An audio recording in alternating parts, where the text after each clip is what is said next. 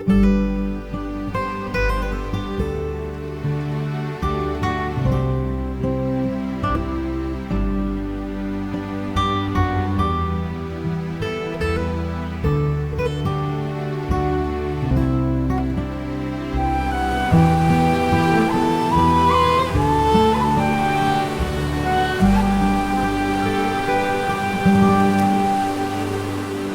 hello and welcome. Happy Friday. Today is Friday, June the 10th, and this is episode number 162 of Backyard Beekeeping Questions and Answers. It is 68 degrees Fahrenheit outside right now, which is 20 degrees Celsius, and it's sunny and it's going to be raining tomorrow. So get out there and take care of your bees while you can. My name is Frederick Dunn, and this is the way to be. So I'm glad that you're here. If you want to know what we're going to talk about today, please look down in the video description, and line item by line item, the topics are there, and sometimes relevant links to other information that will fill in the gaps for some of what we talk about today. This is also available as a podcast on Podbean, The Way to Be. So thanks for being here. Let's jump right in. There's also a link down there to my main website, which is thewaytobee.org. And there's a form there that you can fill out and submit a question for consideration for next Friday. Question number 1, jumping right in with Benjamin Sprague from Prosser, Washington. Just started beekeeping and trying a range of experiments, and I made a Langstroth and Lance horizontal hives from scrap. But recently I started hollowed out logs. According to information I found, Pseudoscorpions clean the mites off of bees and are found in rotting wood. How come beekeepers don't simply throw pieces of rotting wood at the bottom of their beehive instead of treating mites? The log hives I created, I'm just going to leave them alone as long as I see bee activity and start collecting honey after 2 years. So I'm going to stop right there.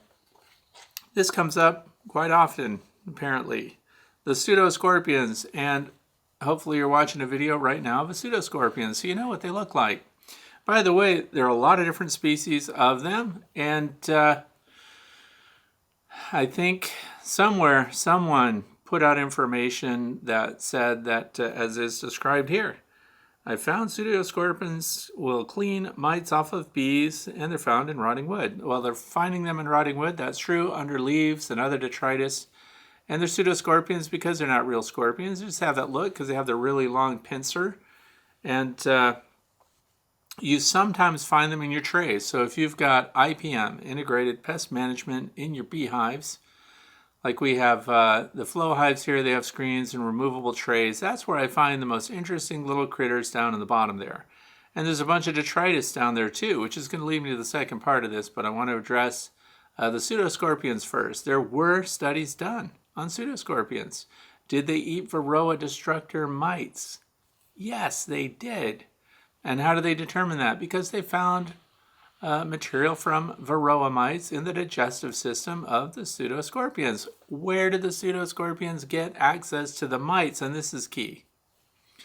They get them down in the detritus, down in the areas out of reach of the honeybees. So part of this question here, and I'm hoping that Benjamin will post a link in the comment section of this video today, because according to information I found, Pseudoscorpions clean the mites off of the bees. So that actually I couldn't find any validation for that at all, including my own observations, because I video them, I photograph them, and I see what they eat. And I've seen them drag around varroa destructor mites that were already dead in the tray in the bottom. And in the video that you're probably watching or have watched now, it's dragging around a fly, a bottle fly. So you can get an idea of the scale of the mite. They're little.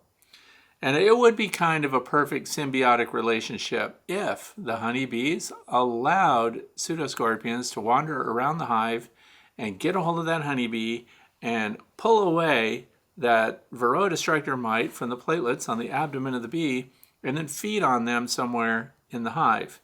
But they were not observed to roam the hive, and they were not observed to actively seek out and groom mites off of the honeybees. But my mind is open on the topic.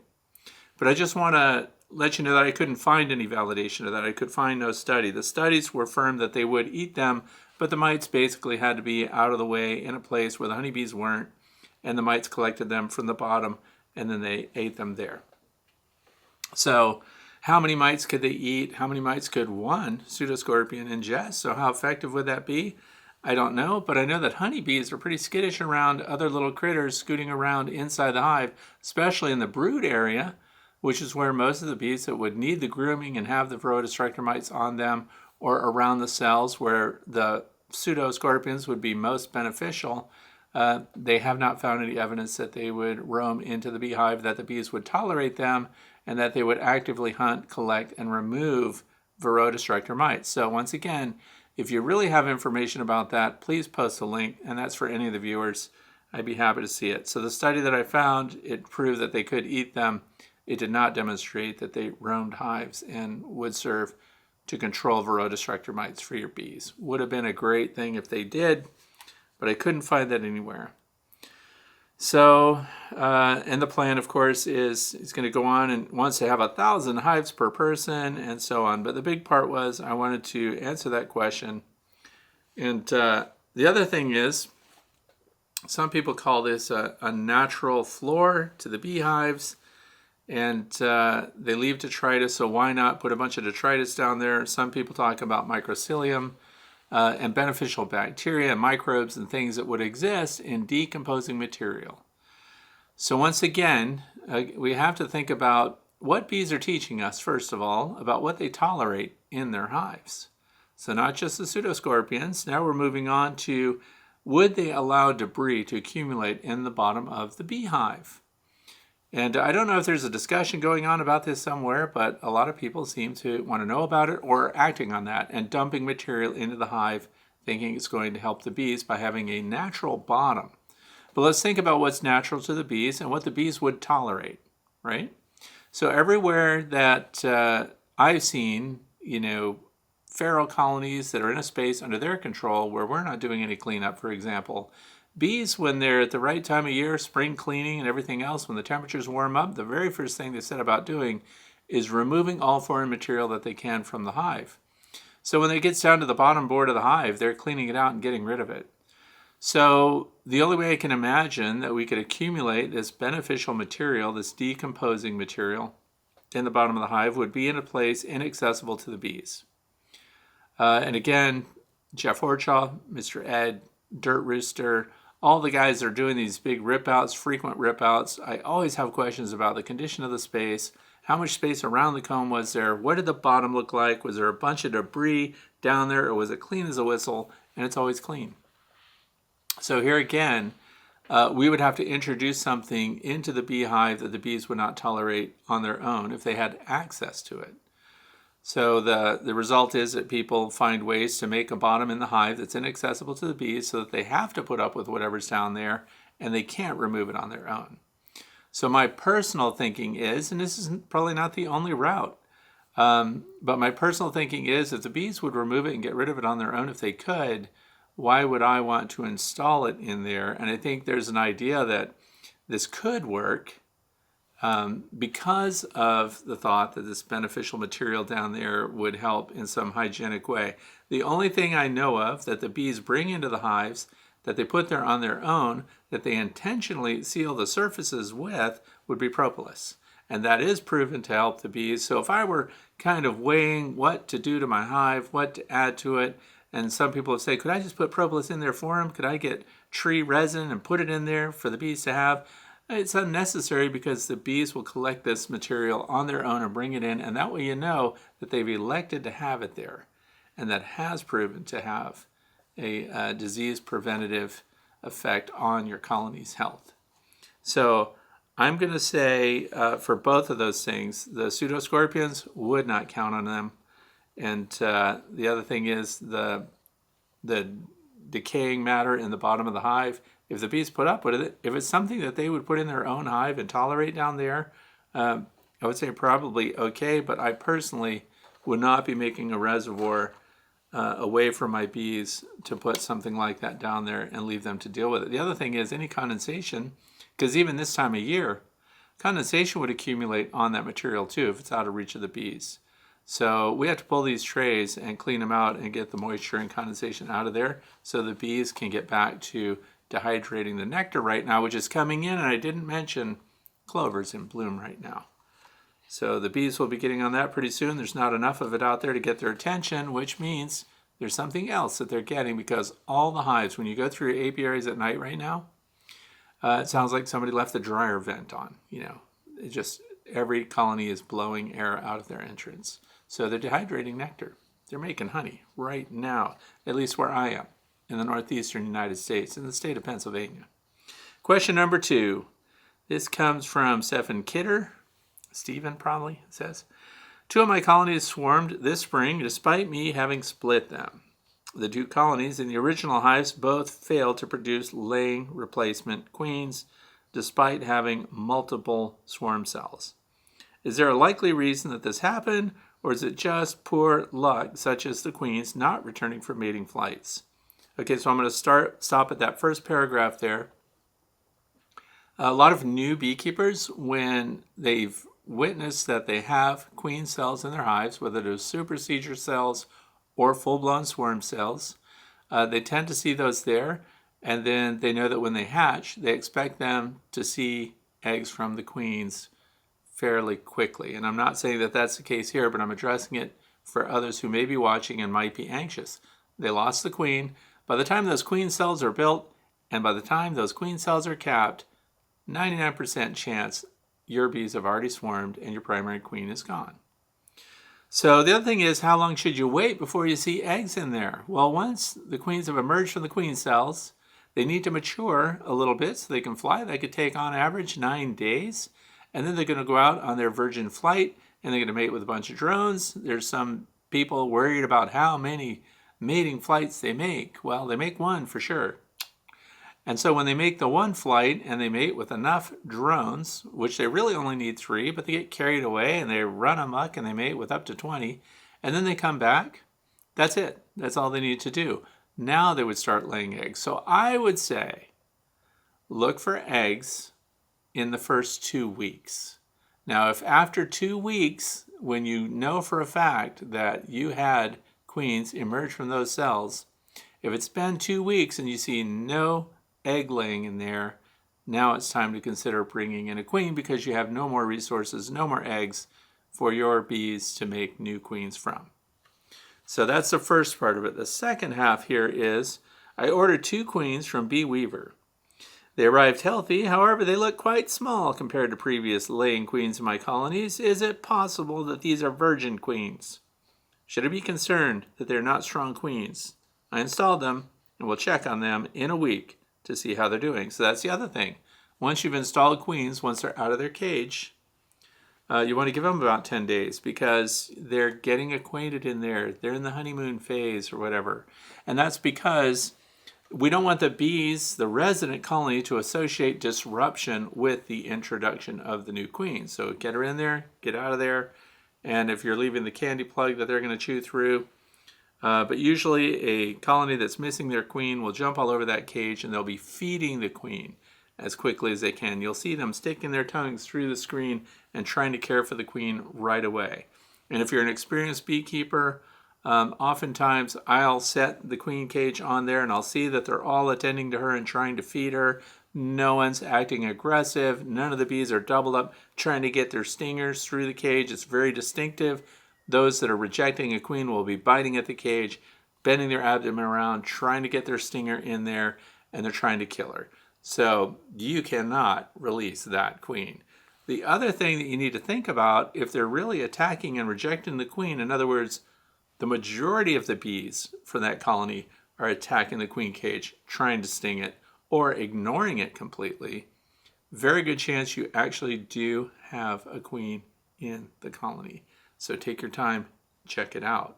So always when you're about to introduce your new queens, do that last check, see if there might be a couple eggs in there, and see if you might have a laying queen. So if they accept her, good news. So then you'll come back and check, of course, to make sure she's out of her cage, and then give them 10 days. Check after that. You should see eggs by then. And the reason you want to do that in 10 days too is because if for some reason that queen failed and is not productive, you need to get another queen in there, because now if we go to 21 days, now we've got a whole nother dynamic in there where you're going to have laying workers potentially, because after 21 days, their ovaries have become active. They could start producing their own eggs. Now we have a whole nother level of rejection for any new queen coming in, because we have competing pheromones in there. So, but it's true that when they come, and I've noticed it too, because if I buy in a queen, I get them from BeeWeaver. They're out of Texas. They send queens right away through the mail. I look at the abdomen, and they do look really small, and they're very dark, by the way. But you'll find that as soon as they get into production, their abdomen expands, because when they're in production and they're producing eggs, their abdomen will fill out, and you're going to see it. It's going to be distinctive. So they may have been banked, and they may have not been inlay, although they are mated. If you get a queen that's not mated, you need to let them know right away. They do back their bees up. So that's it for question number 2. Question number 3 comes from Brad, Chester, New Hampshire. And it says, "Hi Fred, thanks for answering my varroa treatment question last week. I have another question concerning upper entrances. I follow your recommendation and do not have an upper entrance or vent. Many beekeepers like an upper entrance on their flow box with the belief it will give the forager bees direct access to the flow frames without traveling from the lower entrance up through the brood boxes to the flow frames. My question is, when the receiver bees accept nectar from the forager bees, is it only on the lower brood boxes, or will they also transfer nectar close to the upper entrance? If only on the brood frames do the forager bees using the upper entrance place the nectar directly into the cells, or do they need to travel down to the brood frames to find a receiver bee? Okay, that's a good question, and these are behaviors that we observe inside the beehive. But I used to, see, this is the thing, I used to have upper entrances, I used to have upper vents.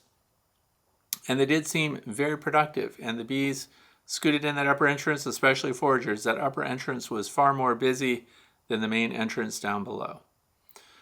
So my thinking was back then, I didn't want the bees scooting through the brood nests in those areas to get up to the honey super, where they would transfer their nectar resources that they'd gathered from the flowers to the bees that are going to receive them, what I call storekeeper bees. And the storekeeper bees put those resources in the cells, and they're organizing everything. So it's always the case when it comes to nectar gathering that your foraging bees come in and they do not directly put those resources into cells. Receiver, storekeeper bees take those first. So you see the receiver bees stick their tongue out, and they'll transfer that resource right into their honey bottle, whatever you want to call it. We call it the crop sometimes. It's not a stomach, it's the crop, and it's only used for that or water. And then they transfer that to the cells, and they're good to go. So one of the reasons that I stopped doing that was the thermal dynamics in the hive, first of all, because I do a lot with observation hives as well, so I can see what's going on in there.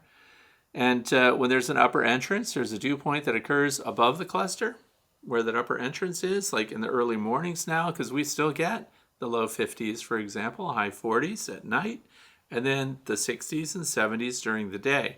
So that transition happens, and you'll see a dome around, maybe a globe more than a dome, because it's above and below the cluster of your bees. You see condensation above, you see condensation below. And then in this time of year, so you would see the bees on the glass of the observation hives licking away that moisture. Now what went away was the condensation above the cluster when I closed up the upper entrance and when I closed the upper vent. So now there's a single entrance, no vent. Now the condensation does occur in the mornings under the cluster down near the entrance. So I also did away with queen excluders, because if you have an upper entrance, you got to have a queen excluder, because you also have venting up there. And at any given time, especially this time of year, hives have a tendency to get ahead of the beekeeper, and they start storing nectar everywhere, and they start filling up the brood frames. And before you know it, the queen is dropping eggs all over the hive. And so she'll do that up where the nectar would be stored. If there's venting, if there's air movement up there, the nurse bees will allow it because now they can attend to the brood up there. But you close off that entrance, and now the upper parts are exclusively used for honey, and brood is collected and focused down near the areas where they have a good air exchange with the outside. And that replicates what bees do and the spaces bees choose on their own. So, but to answer that question, things that come from the outside don't get to go directly to the cells. There's an exception to that, and that is the pollen. So the bees that are coming in with pollen on their corbicula, they go up and scratch it off right into the cells, usually near the brood. So they're on the brood. The other thing is, where do these exchanges take place? The exchange for nectar takes place all over the hive, by the way. So they're actually not waiting down in the brood area for some nurse bee to take their nectar from them, although that can happen. They do scoot, and the other thing I was wrong about is the foraging bees weren't walking across the brood frames to get up into the honey super. They were coming in and going straight up the inner walls, and then they were migrating into the frames. So it's inefficient for them to travel through a whole bunch of bees on brood frames on their way up. So I was wrong about several things, but now it's a well-oiled machine. And we're in the process of doing 3 observation hives in the way to bee building. So it's pretty cool. Lots going on right here. But there's my answer to that. So pollen goes directly to the cells from the field. Nectar has to go through the approval process, by the way, of those storekeeper bees, because they can reject them. They can ignore it. And then you get bees that do the tremble dance. They get very upset and they scoot around and they grab other bees and they're trying to get them to take their resources. And there's something about whatever they brought back to the hive that the resident storekeeper bees don't want. So then they do that for a while and then they just go and park themselves. And what happens to that nectar? Well, I guess they use it themselves. Question number 4, David, comes from Carlton. And he says, I split my hives 3 days ago. Went to introduce a new queen after them being queenless, and they were aggressive. Why would they be so aggressive after that long? Any ideas? So it's been 3 days. And I saw queen cups in the hive. I tried to introduce the queen too.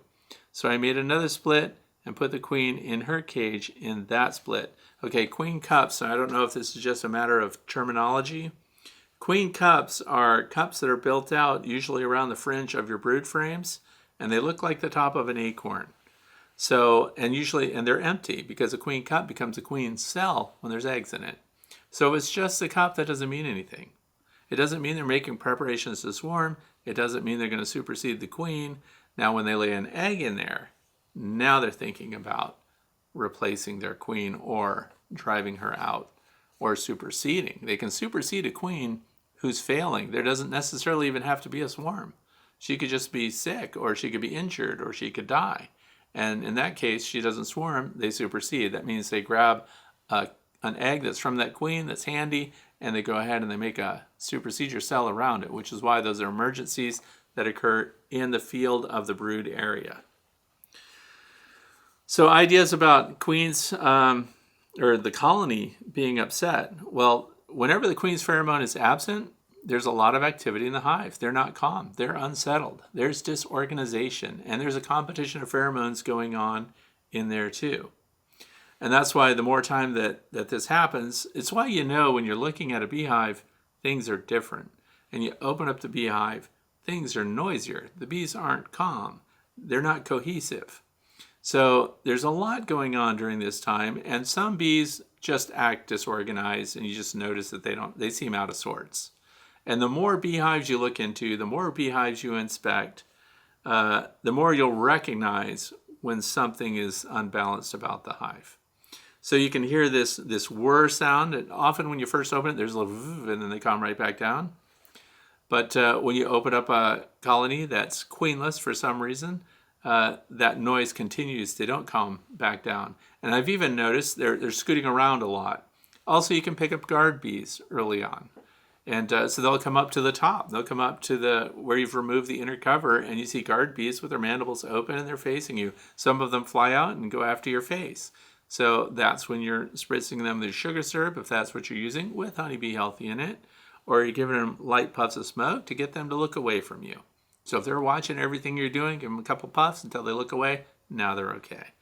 But it could be because they're missing the queen. And this is also why some people use a placeholder for the queen in the form of QMP, which is the queen mandibular pheromone that I talked about recently when I used it to attract a swarm to a specific branch that I wanted.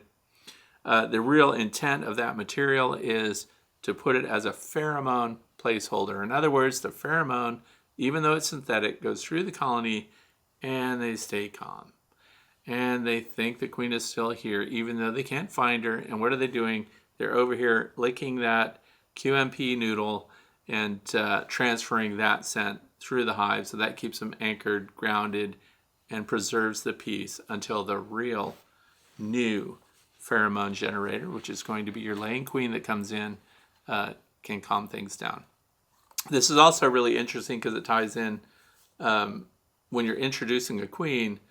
I have taken a queen, or from one of my resource nucleus colonies, pulled a frame of eggs, and even taken the queen sometimes, but eggs alone, open larvae, has a profound impact on your colony as well.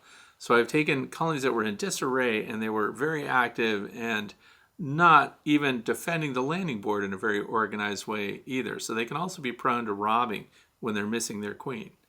But when you take a frame of eggs, because remember, they can make a new queen from eggs, the pheromones that they're generating are different because that lets them know that a queen has been present within the last 3 days, and it calms the colony. You put that frame in there and you can see the change. It's instant. Another thing that you can do is when you bring a replacement queen in and you have this upset colony and you put that queen in there, and as soon as her pheromone starts to get spread through, there's a wave that goes through them that calms the bees. Now, that won't work when you have laying workers or there's another new queen present. But the calming thing can happen instantly. It's very interesting when it does work out like that. And sometimes you'll even notice that the bees will be spreading their wings like what's known as K-wing, which usually used to be an indicator, and probably still is, of tracheal mite infestation on your bees. With their fixed wings out instead of closed on their backs like they normally would, bees are upset, frustrated, stressed, often will flick out their wings and have K-wing. They also spread their wings apart like that when they're being groomed by other bees too, so be aware of what the reason for that is. But when they're frustrated and in a fluster and in a tizzy and they're zipping around and they have no queen, sometimes K-wing will also be present in a lot of the resident bees. So interesting stuff, all great opportunities to learn the differences in a well-settled, centered queen-right colony and one that's without a queen and basically hopeless. If you don't get a queen in there, even with laying workers, ultimately, they're all going to die because they're just through attrition. You're losing almost 2,000 new bees a day this time of year.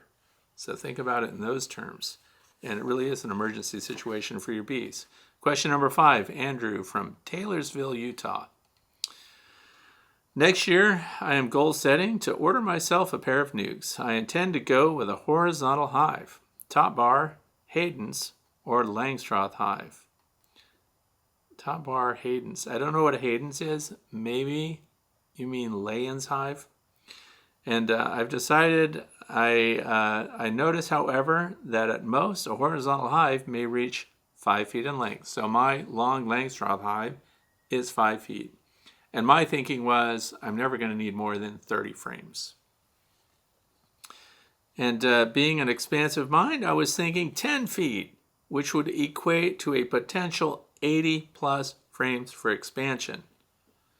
I don't know, can you get 80 frames in a 10-foot hive?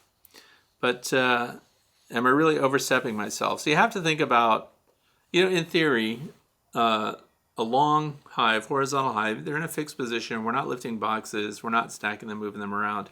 You're only limited by material that's available for you to make it out of. But there are considerations. Do you really want a giganto colony of bees horizontally? And a lot of people will take a horizontal hive and parcel it up into several colonies of bees. And the reason that I don't do that is because I want my bees to be spaced out. It's been demonstrated over and over again that the farther apart you place your bee colonies, the better they do. There's less drift, there's less stress from neighboring colonies potentially raiding one another when one gets stronger and the other's a little weaker. I understand that the thinking is that once you're in this big colony, you have separate colonies with separate entrances in the same hive box. They have communal warmth. It's like you're living in a row house, or you're in an apartment building and somebody's above you and below you, so you conserve energy. But for me personally, I like to keep them to single colony hives and then separate those hives and make them distinctive. One's next to a tree, one's next to a bush, one's next to a fence, and so on. And I'm going to violate that, of course, because I have 3 observation hives that are going in the same building, but their entrances will be distinctively different, but that's in the same building. So it's a 24-foot long building. But the other thing is you have to consider when you're making a hive that's that long, 10 feet long, there's some flexing of the wood, warping potential, torsioning. So you could have some material defects that could ultimately demonstrate themselves. Because I felt like even my 5-foot long Langstroth hive, there is some slight variance. And this really comes into play with the follower board that I'm putting along there. So your wood can change, it can warp a little, it can twist a little. So there are things to think about. You want really stable wood if you're going to do that, but it's completely up to you how long you want to make it. I would be very surprised to see an 80-frame single colony horizontal fill up, but I hope that Andrew does a YouTube of the project if they're going to make one really long like that. But I would think that people that made it that long would be planning to cohabitate multiple colonies of bees, which there again, separation is better. It doesn't mean it doesn't work, because obviously people are packing them together 4 on a pallet. Commercial beekeepers, push their hives right next to each other in big clusters, but that's to make it expedient to take care of those hives, and the entrances usually are opposing one another. But if the material's stable, you'll probably get away with it. Question number 6 comes from Joel from Broken Arrow, Oklahoma. It says, I received my first swarm from a tree about 2 weeks ago. It's very small. So probably an after swarm, maybe 3,000 to 4,000 bees. As I was pulling the branch of the tree down, I noticed that the bees had created some comb. There were a couple of pieces, one as large as an adult fist. I went ahead and put them in a nuke box and took them home. I was in hopes that I had caught the queen. As the bees were fanning as they walked into the nuke, does an after swarm always have a virgin queen? Will she go on mating flights from her new home? I looked into the nuke about a week later and did find eggs. Most of all were single eggs, but a few contained 2. They were all at the bottom of the cells. I've heard that a new queen will sometimes accidentally lay more than 1 egg. I'm a little concerned about the comb that was in the tree with multiple eggs. Should I be worried? Okay, it is very common that when a queen is new and she's just gone into production and started producing eggs, sometimes they'll put 2 eggs in there. And what will happen is your bees will police that up, so the nurse bees should go around and clear 1. I've not seen double larvae develop inside a single cell before, so the bees tend to show favoritism to one or the other, and they'll clean that up for you. And that is common. So the other thing is these small after swarms, is there always a queen in there? So you have to answer, and I've got a video that's in production right now that I did the first part, because we see these little, you'll see a primary swarm on a branch over here, and it's huge, or good size and workable. And then 3 feet away from that on the same branch, you'll see something the size of your fist, a little cluster. And they won't join the other primary bivouac location with the other bees. They're holding their own right here. So is there a queen in there? Yeah, there is. And her pheromone's just weak because she is a virgin queen. She doesn't have the popularity that the queen that's in production has. So the bees that collect around her are kind of half-hearted about it. So what I've been doing this year is when I see those little tiny clusters all by themselves, I go through them and I find the queen. And there's a queen. There's been a queen in every one of them. You have to ask yourself, what keeps the bees together on that frame. Pheromone keeps them together on the branch. The longer that they're there, they do go into comb production too. It's very common to find little teardrop-shaped comb because they're ready to build infrastructure. They're ready to get going. And if they haven't found a place to live yet, they'll start building right on the branch where they're currently bivouacked. So it's just something they do. And so there have been queens in every single little collection of bees that I've found. So when you see a cluster of bees out in public somewhere and they're bivouacked and everybody's looking at them going, oh, what's going on? And somebody comes up and says, I wonder if there's a queen in there. You can with confidence tell them that there is. And the reason I know that is because many years ago when I just played with swarms, I just wanted to see what happens when you do different things to them, including taking the queen away. So when you get into a cluster there, and there may be multiples, by the way, it's not uncommon for there to be a queen that's in production, accompanied with a sister queen that is from the same colony, who just scooted out in the frenzy and took off with them. And she has no hope of ever getting her own following, so she can follow and suppress her own reproduction sometimes. But that's a whole nother story. If there's a cluster of bees, there's a queen in there. And when you remove the queen, and if it's the only queen, they'll start to search around for her. They'll be discombobulated, and then they will return to the hive that they came from. So sometimes in the past, when I wanted to not lose a bunch of bees, I would get them in their swarm mode in the cluster. I would usually little vent holes open up, and the queen would come out, make an appearance, and go right back in there. And so when she came out, I would collect her, put her in a queen clip, take her away, and then watch the reaction of that bivouac of bees on the branch. And they get all excited, they can't find her, and then eventually they go back to their parent colony. So yeah, there's a queen in there. It's just a matter of how popular she is.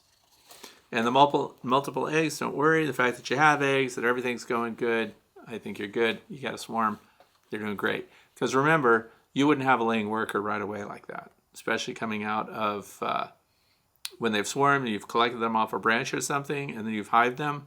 You're not going to see laying worker eggs within the first couple of days like that. So you got a queen, and she was mated, so she's good to go. Because there again, it's too fast for her to have mated, come back, and start laying again from a brand new colony like that. Question number 7, Gary Angelo, Sacramento, California. Is there any way to tell without opening a hive whether the hive is queenless? Okay, so this falls in with stuff we've already talked about today quite a bit. The behavior of the hive. Are there good defenders in the hive? Are they laid back? You know, do things seem organized? How do they sound compared to other beehives? Are they in production? So how much pollen's coming in? When would you see pollen? So when you first get out there, you got your cup of coffee, you're going out there in the morning, you want to see what's going on your landing boards. They generally aren't bringing a lot of pollen in first thing in the morning unless you live in an area where it's fairly dry. But here where I am, we have a heavy dew. It looks like rain in the morning because the dew has come so heavy on the grass and now it's warming up, so there's condensation happening. And so they're not getting pollen generally from about 11 a.m. to 2 or 3 in the afternoon would be peak pollen gathering.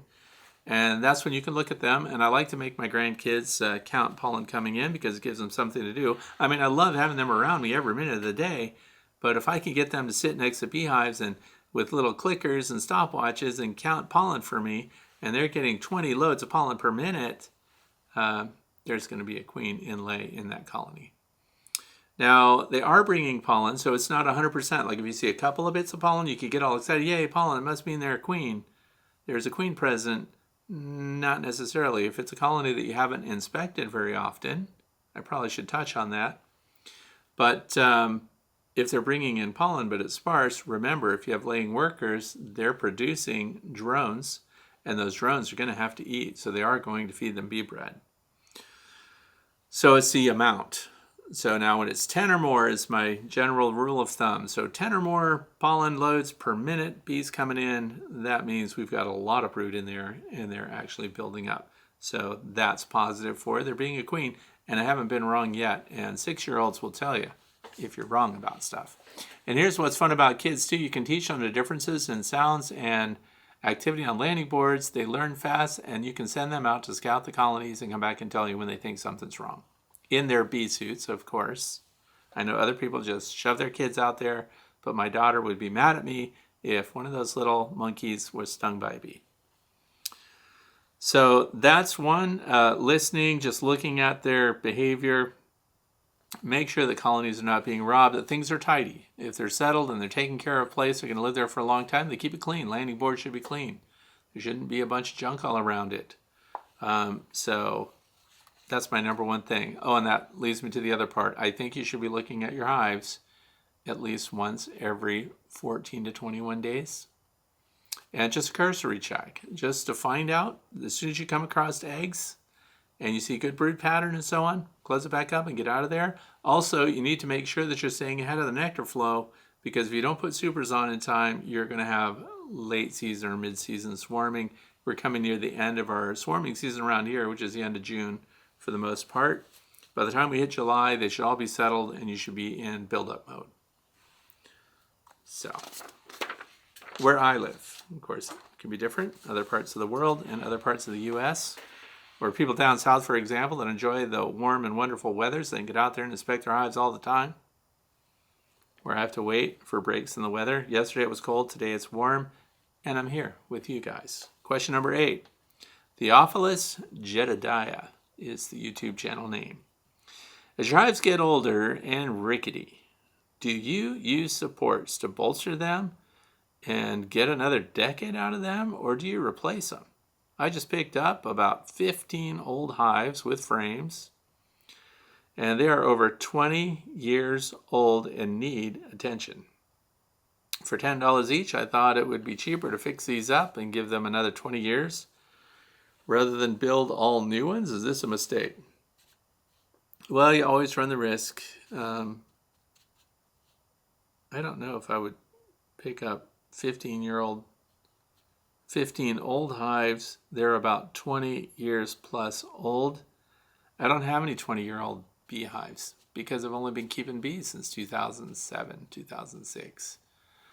And I do have original hive equipment, but I end up repurposing it because what happens is it wears out around the edges, the top edge, the bottom edge, especially that top edge where the rabbit joint is. You get that one little piece where it's a little thin, and even bees will chew the wood, by the way. So I like to take those and cut them down and make shims out of them. So that's the stock that I use to make feeder shims. And I'm not talking about hundreds of beehives, because my oldest hives, the original ones that I had, are only now, I had 8 colonies. So, and I painted them all cerulean blue, which I don't do that anymore, but it tells me which of my boxes are my oldest ones. So if they're in good shape, but some people take them and use them for planters in the garden, tiny raised, like each tomato plant would have its own box and things like that. So you can repurpose them and use them for other things. And there are beekeepers that, post on Facebook or whatever, getting out of beekeeping, selling all my hive equipment and stuff like that. I don't personally buy woodenware from people just for the reasons that you're describing. It needs to be reinforced, reconstructed in some cases. They have holes in them. They're loaded with propolis. They're all kind of gooed up and everything, which you can scrape them off. I have those heated scrapers now that make short work of everything. That's from Pierce Manufacturing. So those things work fantastic. So if you're handy and you want to reglue the joints, or, just often they're deeper than they need to be, especially the deep boxes. And you can just, plane the surface to make sure that they're meeting nice and flush. Because for those of us who are in cold climate areas, we depend on these boxes going together well, and you should not be able to take a piece of paper and slip it in between those boxes at the corners or anywhere.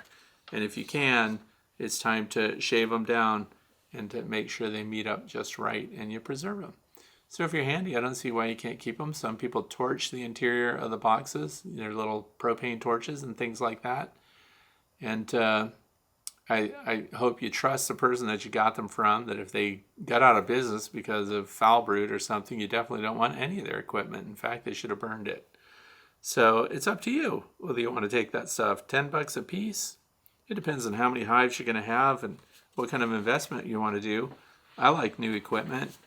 And sometimes you can get pine boards and things like that, you know, from the Amish mills and places like that that have rough cut lumber.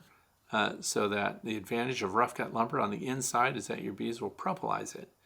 And they'll chew off the little bits and pieces there that are not workable for the bees. So, but I wouldn't say that it's a mistake for anyone. He's a finished cabinet maker. You know, woodworking, if they're stable and they're square and they're good to go, I'd use them if you really wanted to. But I don't have any that old, so I can't attest to it. So for those who are watching and wondering, what do you preserve your hives with? I used to paint with exterior latex paint. We could probably hit on that now.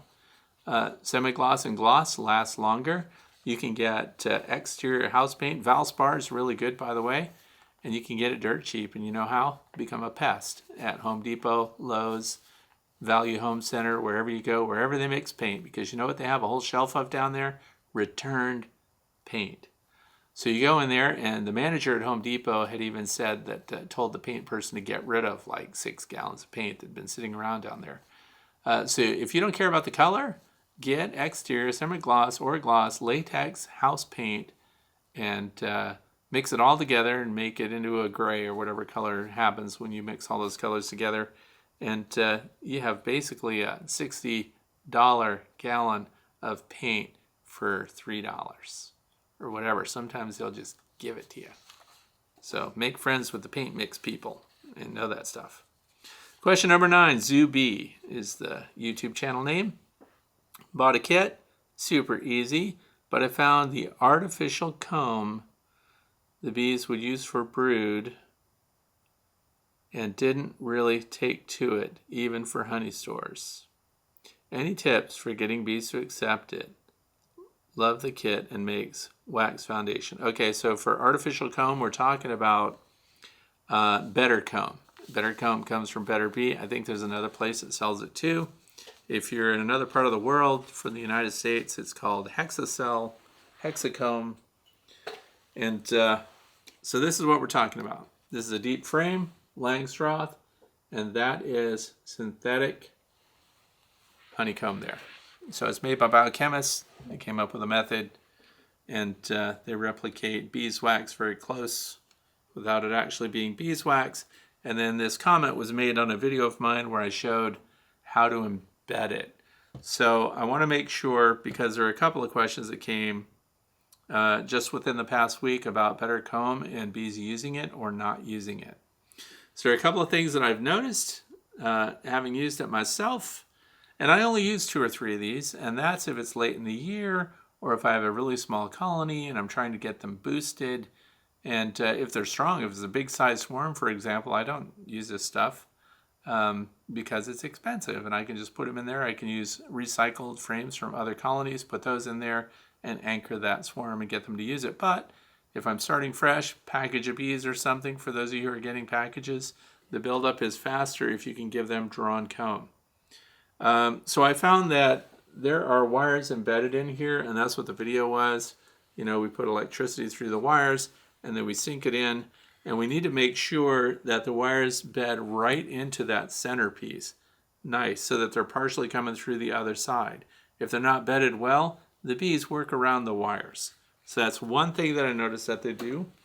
The other thing is some people are taking the Better Comb, and it has the cells at a 13-degree angle, both sides, just like honeycomb in your hive has. And this is surprising to a lot of people. They didn't realize that the bees don't draw their comb straight out, that there's an angle to it. And if they put water in it, for example, you ever see somebody inspecting a frame and they tip it to look at it and water just falls out one side of the frame? That's either really wet nectar or it's actual water that they're storing midsummer because they're using it to maintain humidity in their hive, and they're also using it to cool the hive. So the reason for that is there's these angles, and I found that some people were, and I'm not saying that that's the case here with Zoo Bee, but some people just put the Better Comb in there and put it in the hive and didn't realize that now the cells are upside down. And if they're upside down, your bees are very unlikely to use them. So the other side of that, let's say that there's a V, that they're correct, that the angles are right, that they're embedded right, and that you've put them in the center of your hive and you want them to work out. You want it to smell like bees, because right now it really doesn't smell like anything. I was reading something recently that said that beeswax really has no scent to it, that it's propolis that's present. Now, I didn't validate that, but it was an interesting opinion that beeswax gets its smell from propolis, from the bees themselves. That brand new beeswax, here's a good test to do. Prove that out. Make a comment down below and tell me what you think. One of the early comments today, or questions today, was when the swarm had made that white, pristine, brand new comb. When you take that, and it's empty, no nectar in it, you smell it. Does it smell like beeswax? So it may not. So the comb, once it's in the hive and worked by the bees, and once there's propolis and everything else, propolis, that adds the scent to it. They might have something there that actually could be odorless. But anyway, we want better comb to smell like the bees. So you can spritz sugar syrup in the cells. They're angled. Spritz it on one side, spritz it on the other, and then get the bees, of course, to use the syrup. And then they leave behind. They're going to clean the cells and use it themselves, and it smells like bees. Then they're going to use it. When a queen bee is laying eggs, she always goes to the oldest brood cells, brood frames first for some reason. And so the more productivity that's happened there, and by the way, that old comb, the really darker comb, is very tough stuff. And the queen will continue to lay in those available cells, and they use new wax, new comb last. So it is the same for better comb, that they would perceive that as brand new wax. It doesn't have much odor to it, doesn't smell like bees yet, and so they would not be putting eggs in that if they had an opportunity to put eggs in real beeswax, already drawn out comb.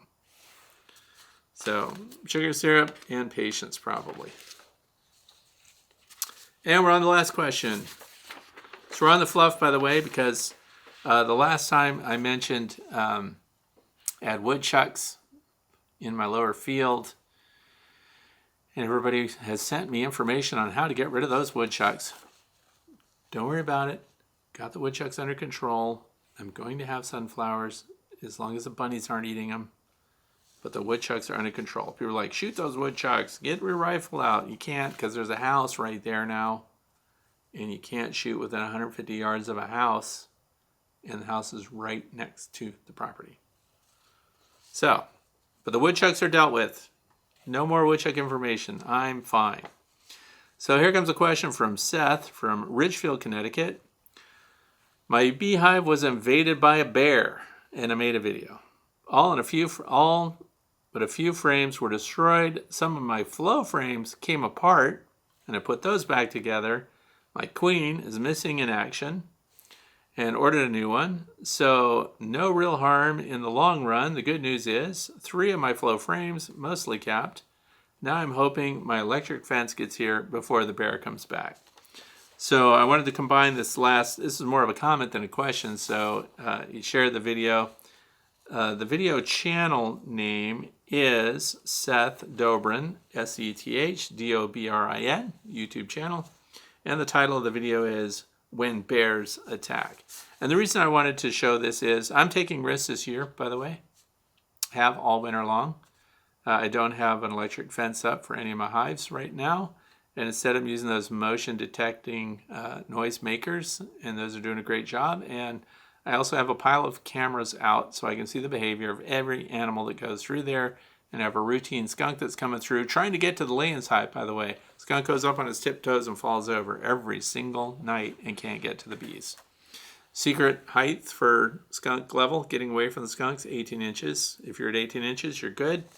But the reason I wanted to give a shout out here to this video, there are a lot of things about this bear. Often when someone sends me a message or an email and they include a link to something, I don't click links because I'm so paranoid now about all the cyber attacks that happen to people. So I'm very skeptical about clicking on links, but I did this one. It's a YouTube, a very large bear. And the cool thing about Seth here is that he has cameras everywhere. It's conspicuous. The bear comes into his yard. By the way, this bear comes in during daylight. That's a huge red flag for me. Around here, the bears come at night, well after sunset. They wouldn't think about walking up to a house where I live in the middle of daylight. The other thing I noticed is the bear that's in the video, and I highly recommend, there's going to be a link, by the way, down in the description for you to follow to watch this video, which has no views, so I got the first view on it. It's a huge bear. He has a tag in his ear, and he has a tracking device, has a collar. So that tells me that's a problemed bear already, that the Game Commission is aware of it, and you probably should make a call to the Game Commission to let them know that that bear is back in town and it's raiding beehives. The other thing is I want you to see, because there's so many videos here, so many camera angles, that it shows you exactly how the bear goes after everything. And if there'd been an electric fence, probably would have worked. So the question would be, would noisemakers work? So far, my noisemakers work great. We've had lots of bear sightings in the area. None of them come to my yard, come to my property. The noisemakers work, although even though there's a building between us and they're pretty far away, I have, woken up in the middle of the night and heard the alarms going off out there. So many of them, and they run for 45 seconds. Even if something just runs through, like if a deer runs through, they go off for 45 seconds. So not great for an area with a lot of houses around, but it's really working because nothing hangs out in there. Even the deer won't stick around and browse the trees in amongst my beehives, and I don't have to worry about taking down my electric fence to mow and trim and clean up around the apiary. So I invite you to go and look at this fence. Bears come back generally right away. So if a bear hits somebody's house or somebody's apiary, they come back for the next couple of nights, and then you might not see them for weeks. And they seem to be on a cycle, so they've got a huge route that they hunt. So bear stories are great. Great bear videos are good to watch. Always call your Game Commission, let them know you got a bear that did some damage. So Seth didn't say if he filed a claim on his flow hive, but it looked like he just put it all back together. So there you go. And the flow frames, if you ever flip those apart, I was showing someone how flexible they were and flipped the whole thing apart. They're not as bad to put back together as I originally thought. So I'm glad we're back in business here. Seth doesn't have a problem. So I want to thank you for spending some of your Friday with me here. Those of you who sent donations over the last week, that was a really nice surprise, and I appreciate that. Thank you for the support. And I hope that you have time to get out and that the weather's cooperating and you can get into your bees and stay ahead of the nectar flow so they don't become honey bound and you end up with a late season swarm situation. So thanks for being here. I hope you have a fantastic weekend.